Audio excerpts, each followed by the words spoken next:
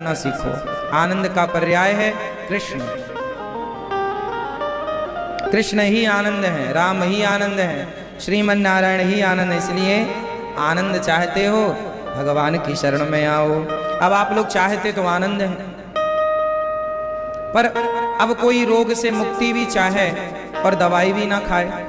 भाई रोग से मुक्ति चाहते हो तो दवाई खानी पड़ेगी, आनंद चाहते हो तो भगवान की शरण में आना पड़ेगा। बिना शरण में आए आनंद मिल ही नहीं सकता, इसलिए शरण में आ जाओ।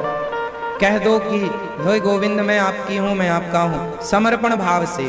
और एक सिंपल फॉर्मूला मैं सुखी रहने का आपको बताऊं, जो मैं भी अपनाता हूं। आप कितने लोग सुखी होना चाहते हैं? हाथ उठा लो जो सुखी होना चाहते हैं। सबको सुख चाहिए। तो सिंपल फॉर्मूला है जो मैंने अपनाया है, मुझे बहुत लाभ हुआ है। आप भी अपनाएंगे, आपको भी अच्छा लगेगा। सुखी होने का एक ही उपाय है कि जो भगवान कर रहे हैं उनकी मर्जी में आप अपनी मर्जी मिलाकर, उनकी इच्छा में अपनी इच्छा मिलाकर भगवान के पीछे पीछे चलते रहो।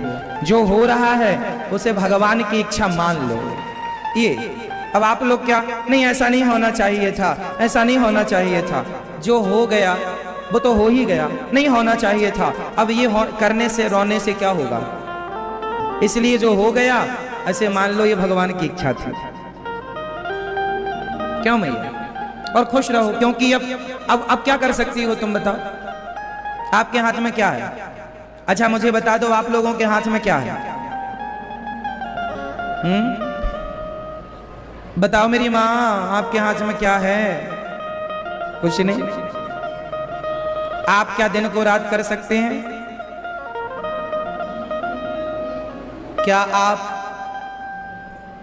सर्दी को गर्मी कर सकते हैं? क्या आप जब जो सोचें जो चाहें क्या उस समय वो कर सकते हैं जो आप सोचें जो आप चाहें? आप चाहते कुछ और हैं पर हो कुछ और जाता। क्यों? क्योंकि आपके हाथ में कुछ है ही नहीं। जबरदस्ती जब आपके हाथ में कुछ है ही नहीं तो सारा किसके हाथ में है फिर ये बताओ? सारा सिस्टम किसके हाथ में है?